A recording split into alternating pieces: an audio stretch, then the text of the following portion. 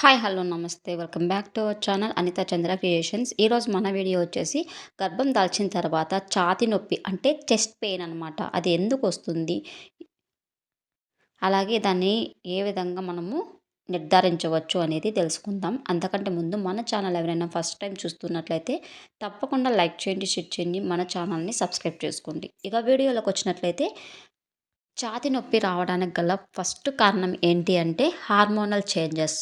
ఈ హార్మోనల్ మార్పు వల్ల మనకి ఎసోఫగస్ తలుపు అనేది సరిగా పనిచేయకపోవడం వల్ల మనకి గ్యాస్ట్రిక్ ఫామ్ అవ్వడం, అలాగే ఛాతీలో నొప్పి ఎక్కువగా రావడం లాంటివి జరుగుతాయండి. ఓకేనా. నెక్స్ట్ వన్ చూసుకున్నట్లయితే గర్భధారణలో మన కడుపు అనేది చాలా పెద్దగా అవుతుంది కదా, ఆ ప్రెషర్ అనేది పడడం వల్ల మనకి ఛాతీలో నొప్పి అనేది రావడం జరుగుతుంది ఫ్రెండ్స్. అంటే బేబీ డెవలప్ అయ్యే కొద్దీ రాను రాను మనకి పెయిన్ అనేది వస్తూ ఉంటుంది, ఎక్కువగా వస్తూ ఉంటుంది. ఎందుకంటే గా ఆ ప్రెషర్ అనేది అంటే మన కడుపు పెద్దగా అవుతుంది కదా, అలా అయినప్పుడు ప్రెషర్ అనేది ఆ స్టమక్ మీద పడినప్పుడు ఛాతీ నొప్పి అనేది రావడం జరుగుతుంది.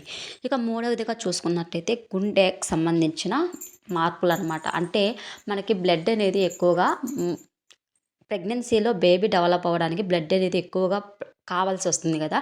అలాంటప్పుడు ఈ గుండెలో చాలా మార్పులైతే జరుగుతాయి. అంటే బ్లడ్ ప్రెషర్ అనేది ఎక్కువగా పని చేయాల్సి వస్తుంది. అందువల్ల కూడా మనకి ఛాతీలో నొప్పి అనేది రావడం జరుగుతుంది.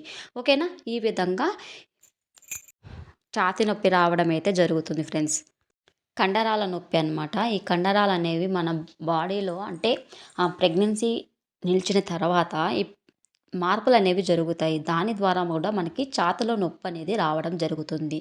నెక్స్ట్ వన్ చూసుకున్నట్లయితే తీసుకునే ఆహారం అనమాట. మనం తీసుకునే ఆహారాన్ని బట్టి కూడా అంటే మసాలా ఐటెమ్స్ ఎక్కువగా తీసుకుంటే మనకి గ్యాస్ అనేది ఫామ్ అవుతుంది ఫ్రెండ్స్. గ్యాస్ ఫామ్ అయినప్పుడు ఛాతీలో నొప్పి అనేది రావడం అయితే జరుగుతుంది. ఈ విధంగా ఉన్నప్పుడు మనకి ఛాతీలో నొప్పి అనేది ఎక్కువగా అవుతుంది. అంటే మసాలా ఐటెమ్స్ అనేవి అవాయిడ్ చేయాలి. ఓకేనా. నెక్స్ట్ ఈ ఛాతీ నొప్పి తగ్గాలంటే ఏం చేయాలి అని చూసుకున్నట్లయితే ఫస్ట్ ఫార్మోస్ట్ వచ్చేసి మనం తినే ఫుడ్ అనేది మసాలా ఐటమ్స్ లేకుండా జాగ్రత్త పడాలి.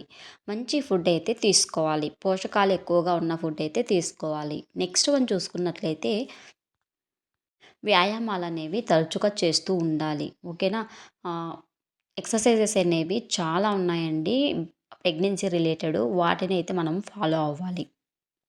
నెక్స్ట్ చూసుకున్నట్లయితే ఇక నెక్స్ట్ వన్ చూసుకున్నట్లయితే మనము పిల్లోస్ అనేవి హైట్ ఎక్కువ వేసుకుని తల అనేది పైకి పెట్టుకొని పడుకోవడం వల్ల ఈ గ్యాస్ట్రిక్ ఫామ్స్ అంటే గ్యాస్ట్రిక్ అనేది ఫామ్ అయినా కూడా మనకి ఇది కొంచెం రిలీఫ్ అయితే వస్తుంది.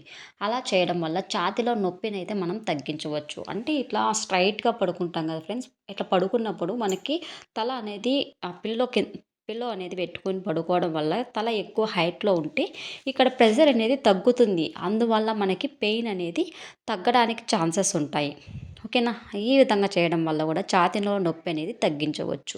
నెక్స్ట్ వన్ చూసుకున్నట్లయితే హెడేక్ ఎక్కువగా ఉన్నా, హెడేక్ ఎక్కువగా ఉన్నప్పుడు లేకపోతే పెయిన్ అనేది ఎక్కువగా ఉన్నప్పుడు ఖచ్చితంగా మనము ఇమ్మీడియేట్‌గా అయితే డాక్టర్‌ని అయితే కన్సల్ట్ అవ్వాలి.